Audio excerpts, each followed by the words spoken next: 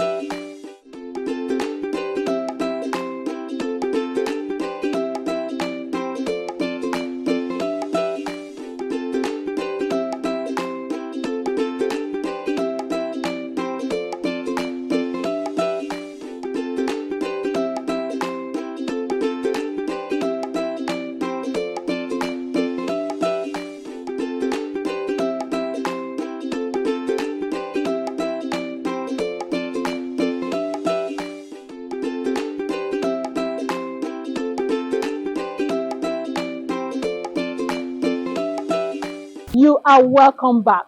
Today we are exploring all foods and processed foods. What's the difference and which of it should we prioritize? Let's dive in on Nutrilens.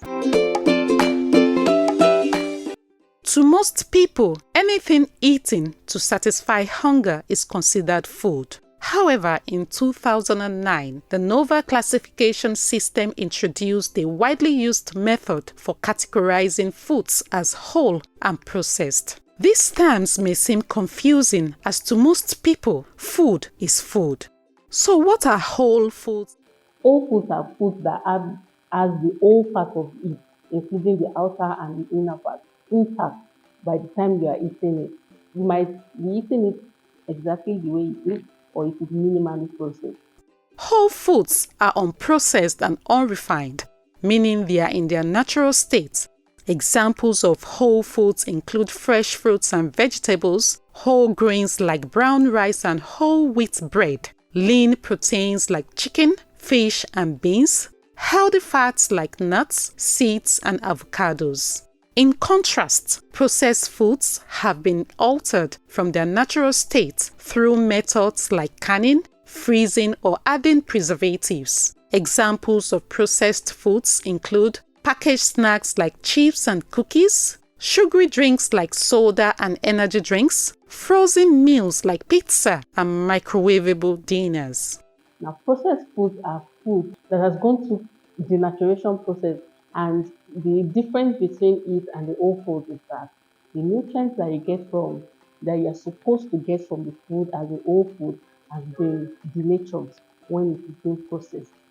So you just get less nutritive food. In fact, at some point, some processed food, at the time you are eating it, you might be eating just less than even 20% of real food, 20% of nutrients that the food, if you are eating it whole, is supposed to contain. Any food that is from the farm into your kitchen, into your mouth, you are good, you are getting all the nutrients. However, when the food is brought from the farm, taken to the factory, by the time it's coming back, it's already processed food that can contain a whole lot of additives that is not good for health, including salt, sugars. Not all processing is actually bad. Like sometimes even the cooking, sometimes that we do is actually processing, but it is minimal processing. Like milk now, you can't just get milk from cow or from animal and drink it the way it is, because it might contain some bacteria and some things that might cause you disease. So the eating of the milk is also a processing. However, it is minimal processing. That type of processing doesn't remove all the nutrients that the milk contains. Nutrition experts agree that all foods are essential for optimal health and well-being. Eating whole foods can provide essential nutrients, vitamins, and minerals, support a healthy gut and strong immune system, aid in weight management, and reduce chronic disease risk. when you eat whole food, you get all the nutritional benefits of that food when you eat whole food, and that is what we call preventive nutrition. It helps to fight or ward against diseases. Let me give you an example. Potatoes contain vitamin B and vitamin B6 and a whole lot of other vitamins. When you eat potato, you bring it from the farm and you eat it the way it is boiled. When you boil it and you eat it, you get that whole vitamin B6 and some other vitamin nutrients. While processed foods offer convenience and longer shelf life, they also have drawbacks. When you eat food that doesn't contain the nutrients, at some point you are not even getting the benefit. So because our body has been made in a way to process nutrients, you are not giving the food the nutrients that it's supposed to give you. And because of this, these processed foods that are loaded with sugars and salt would change the bacteria in the stomach. Now, we call some bacteria normal flora. Those bacteria are supposed to be in your digestive system. They help to digest food. And your body already knows that, okay, this type of bacteria is there. But when you eat too much of processed food that doesn't give you enough vitamins and minerals and all the nutrients that you need, um, it it changes the bacteria in your stomach, and so because of that, your immune cells are being activated, and it can actually cause diseases, metabolic diseases later in life, or even at present, because we find out that we see some teenagers coming down with metabolic diseases that's supposed to come down, that the teenagers supposed to come down with later in life, or that are reserved for later in life, such as diabetes, high blood pressure, and a whole lot of metabolic diseases. However, some processed foods can be beneficial. For example, processed tomato paste is rich in lycopene, a powerful antioxidant linked to several health benefits such as reduced risk of certain cancers, improved heart health, protection against sun damage and skin cancer. Lycopene is found in high concentration in tomatoes, particularly in processed tomato products. The manufacturers, they want to compensate for the nutrients that they have lost in whole food. Like I said, you are going to be getting all the nutrients from whole food. So they put some synthetic forms of those nutrients. And the best form of nutrient that you can get, like I said earlier, is from whole food. So because they want to, you see a lot of fortified with vitamin A or fortified with, those are the synthetic forms of nutrients that we get from nutritional supplements. Sometimes it might be okay, it might compensate for the nutrient that you're supposed to get in your food, but we would also agree with me that the best form of it is getting the nutrient from the whole food. And also, it could be two ways. It could be that, and it could be that. Like I said, sometimes it is not even okay to eat some foods raw like that. Like they need to be minimally processed. For example, when we are producing ogi or pap, for example, sometimes some people think that the soaking of the maize or the sorghum is for it to be soft, and so they'll just put it on fire, make it soft, and then grind it.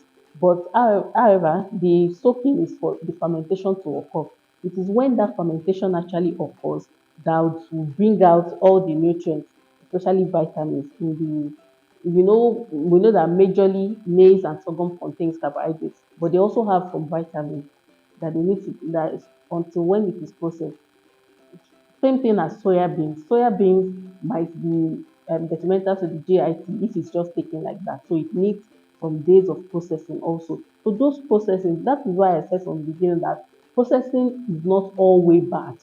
However, it is when it is processed in commercial, in, for commercial purposes, and then preservatives and every other things that your body does not want is added. That is when we say processing is bad. Whole foods are the way to go. They provide essential nutrients, vitamins, and minerals for optimal health. While processed foods can be convenient, it is important that we choose wisely and in moderation. Balance is key, really. So if you just need to do a mental nutritional evaluation of what you are eating. For example, if from morning you know that, okay, I've eaten this and this is not, we see sometimes we know these things that are not okay for our health, but we just want to eat it probably because of convenience sake, or the fact that that is just what is available. But when we are intentional, and that is where mindset comes in, when we are intentional that it, at least 80% of our food is going to be from homemade food, and then one here and there, the remaining 20% you can, because sometimes too when you don't take those food and then you crave it at some point, you just find out that you, for a whole week or 2 weeks you are going eating processed food. So balance is key. Have the mindset that I'm going to eat whole foods and maybe 1 or 2%.